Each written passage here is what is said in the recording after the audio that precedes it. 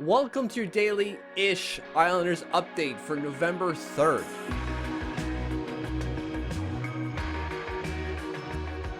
The house is empty. It's just me. The kids are back in school. They're not sick anymore. Renovations are basically done. The ceiling here isn't done, but whatever. That doesn't matter. I'm back to normal. That means back to these daily-ish updates for Islanders prospects. As always, hit that subscribe button. Don't miss a video. Also, go to Twitter, follow @TLOMitch. That's me. Don't miss any breaking information about Islanders prospects or game coverage I've yet to cover on the channel. Yesterday, there was one prospect in action, and it was Aatu Ratu. And boy almighty, did he have a game. Let me just read off the stat line here. 1 goal, 2 assists, 4 shots on goal, 52.6% face-off win percentage, and 18 minutes and 49 seconds worth of ice time. Really good showing from Atu Ratu. Karpat has to look at that and go like, boy, I think we messed something up here.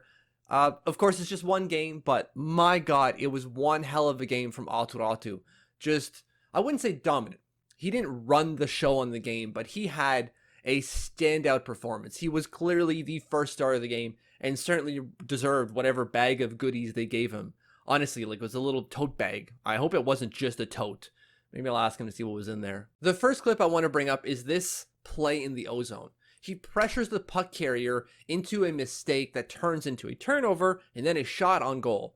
And throughout that sequence, Atu Ratu is not only at the forefront in creating that turnover because of his forechecking play and using his body to create at least some sort of separation if the player doesn't get the puck off, which they do.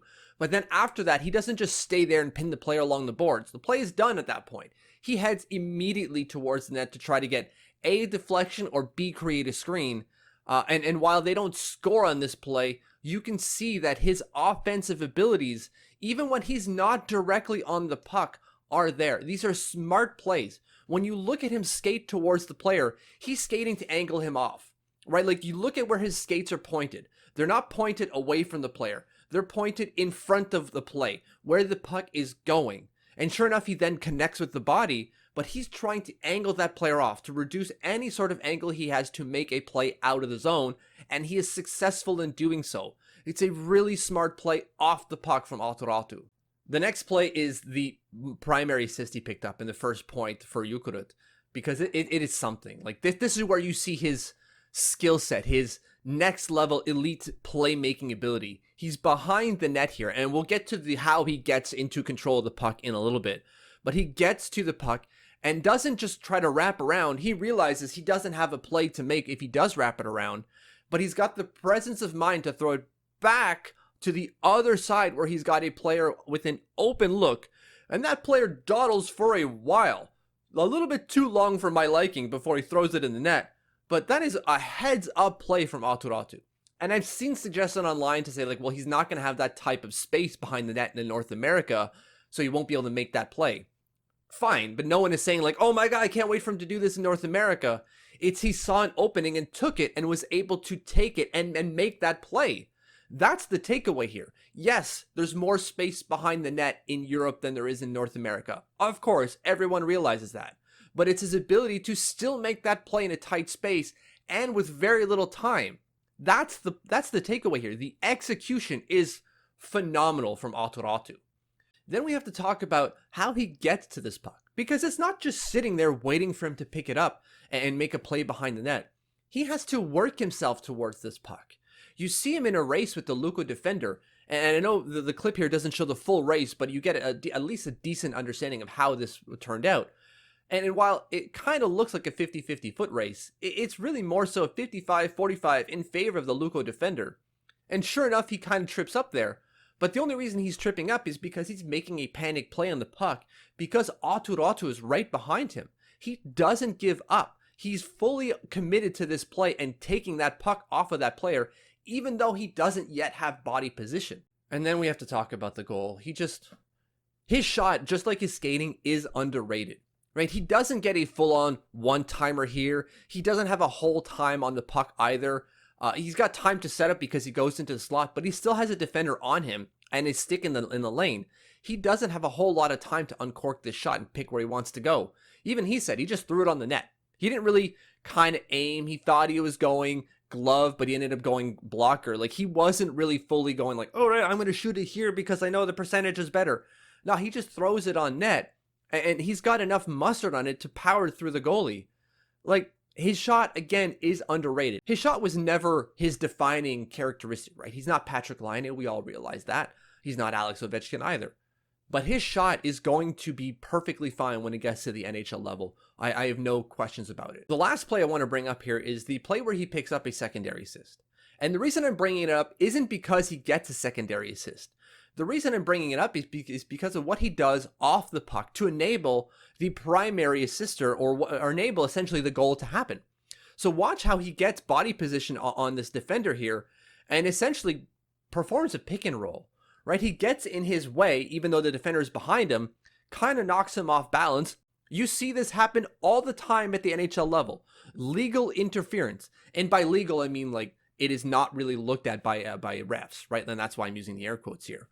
Because it's still interference, but you see this happen a million times in a game all the time. Mike Babcock is very famous for that. You look at any Mike Babcock game or a coached game by him when he was coaching, and this is happening all over the place. I want to get to some of the comments he made in the pregame and in the postgame because it kind of reveals some stuff that obviously everyone wants to know about.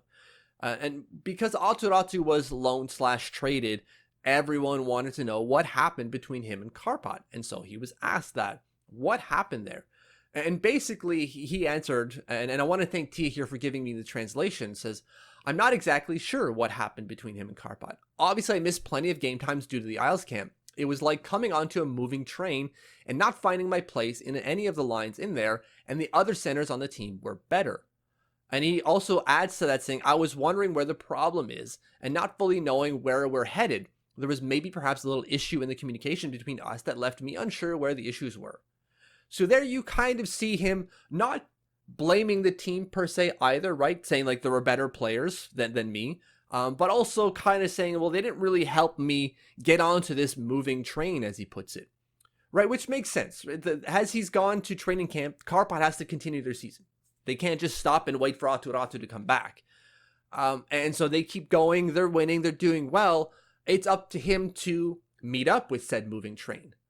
Now, of course, it's not all on him. As a player on the team also has a responsibility to say, we want you to be a contributing factor to this said moving train. We need to help you at least to a certain extent catch up. And they didn't necessarily do that. Now, to be fair, Aatu Ratu also has a responsibility there to keep up with said moving train, but it seems that both sides really didn't communicate well in terms of how to get there and how to bridge that divide from where Karpat was and where Aatu Ratu was to, meeting in the middle and both be happy with where each other are. That is a pretty big issue for both sides there. Now, there's this last comment that I want to get to made in the post-game. And it's about training with Jukurit compared to training with Karpat. And I thought it was kind of, anyways, I'll read it and you'll see. So the one that you actually read on the site, if you translate it to English, doesn't give it full justice, but I'll read it and then I'll read the translation from an actual Finnish person who, can translate a little bit better than Google Translate can. But the actual quote says here, our field played well, now I got a flow. In the trainings, it felt nice to get praise. In Karpi, they were low, Ratu said, adding that he has nothing against Karpi. Now, that kind of doesn't make a whole lot of sense, but you kind of get the gist of it. But this is what Tia, or how Tia translates it, who's Finnish and understands Finnish. It says, our line played super well and I got into a flow. It felt nice to get some compliments at practice when in Karpat, they seem to be lacking, but I have nothing against them. Right? So like not a whole lot of compliments and good things going on at Karpat for Aatu Ratu, whereas he gets to Jukurit and it's like, hey, you're doing well, kid. They're embracing him a little bit more than they were at Karpat. And now again, he doesn't hold that against Karpat, but you can see already how things changed for the positive for Aatu Ratu as he goes to Jukurit. That's your update for November 3rd. So I guess your Aatu Ratu update really. Thank you for watching. Thank you for following. If you haven't subscribed yet, hit that button. And if you have, thank you, thank you, thank you.